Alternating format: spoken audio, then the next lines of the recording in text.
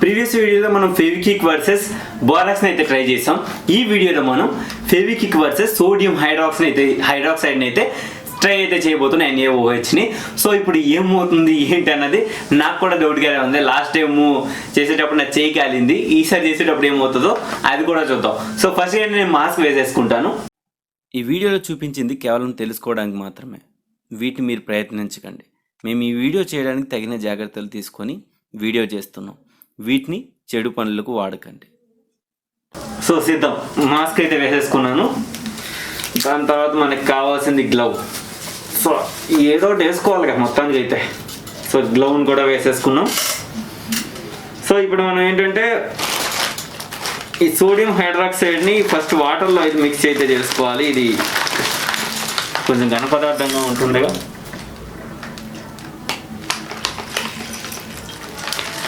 So guys, మీకు కూడా ఇంకో విషయం చెప్పాల్సింది ఏంటంటే, ఇది మీ ఇంటి దగ్గర అయితే ట్రై చేయొద్దు దయచేసి, ప్లీజ్ కొంచెం అవాయిడ్ అయితే చేయండి. ఎందుకంటే దీనివల్ల చాలా ప్రాబ్లమ్స్ అయితే వస్తాయి. ఎందుకంటే సోడియం హైడ్రాక్సైడ్ ఆటోమేటిక్గా వేడిని అయితే స్ప్రెడ్ చేస్తుంది. దీనికి ఎప్పుడైతే వాటర్ తగులుతుందో ఆటోమేటిక్గా అది వేడి అయితే అవుతుంది. సో ఇప్పుడు చూద్దాం.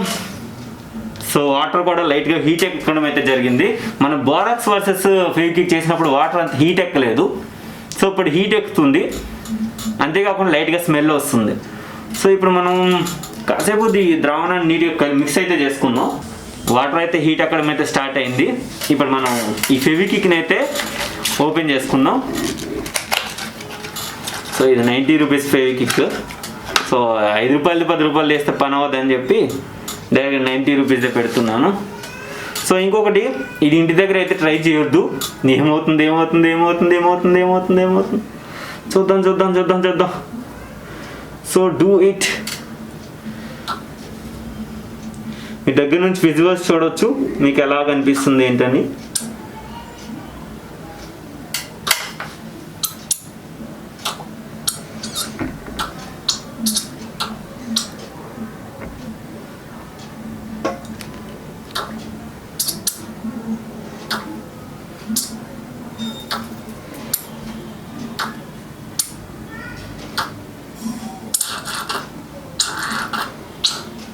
సో ఫెవిక్విక్ అయితే అయిపోయింది.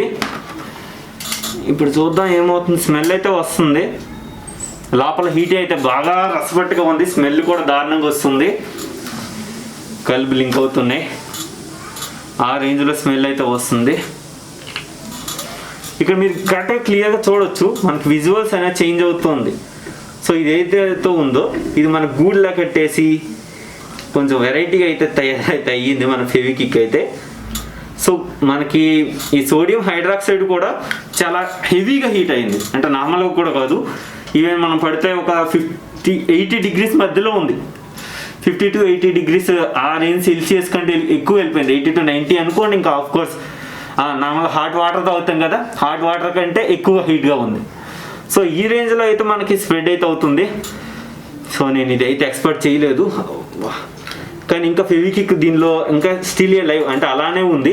ఈ ఫెవిక్విక్ మొత్తం పూర్తిగా మెల్ట్ అయితే అవ్వలేదు. సో మీరు గమనించవచ్చు, ఫెవిక్విక్ పూర్తిగా అయితే మెల్ట్ అయితే అవ్వలేదు. అంటే మెల్ట్ అనడం అంటే స్ట్రాంగ్ అయితే అవ్వలేదు, అలానే ఇంకా లిక్విడ్ రూపంలోనే ఉంది ఇన్సైడ్ మొత్తం. సో ఫైనల్గా మీకు ఏంటంటే ఫెవిక్విక్ వర్సెస్ సోడియం హైడ్రాక్సైడ్ని కూడా ట్రై అయితే చేశాను. ఇది చాలా హీట్ ఉంది ఫ్రెండ్స్, గుర్తుపెట్టుకుని నేను గ్లవ్ వేసుకున్నా కూడా నాకు ఈ చేతికి అంత హీట్ తగులుతుంది. Sodium hydroxide versus and sodium hydroxide already heat ఎక్కుతుంది. సో ఈ రేంజ్లో కాదు, ఒక 50 దగ్గరకు వస్తుంది. సో ఇది వేయడం వల్ల, ఫెవిక్విక్ వేయడం వల్ల అది కాస్త పెరిగిపోయి 80 to 90 డిగ్రీస్ మధ్యలో ఇది సెల్సియస్ అయితే రావడం జరిగింది. చాలా హాట్గా ఉన్నాయి వాటర్ మాత్రం. సో ఫైనల్ మీకు చెప్పాల్సింది, ఇలాంటి ఎక్స్పెరిమెంట్ అయితే మీ ఇంటి దగ్గర అయితే చేయొద్దు. కానీ సోడియం హైడ్రాక్సైడ్ హీట్ని జనరేట్ చేస్తుంది, ఫెవిక్విక్ అయితే నార్మల్గా అది కూడా హీట్ను ఫామ్ చేస్తుంది. సో మొత్తానికైతే ఈ విధంగా మనం సోడియం హైడ్రాక్సైడ్ వర్సెస్ ఫెవిక్విక్ని అయితే మనం చూడగలిగాం. సో ఏమైనా మీకు తెలిసింది కదా. మీకు ఇంకేమైనా ఎక్స్పెరిమెంట్స్ కావాలంటే కింద కామెంట్స్ లో ఖచ్చితంగా అడగడం మాత్రం మర్చిపోకండి. Thank you, bye. నెక్స్ట్ వీడియోలో మళ్ళీ కలుద్దాం.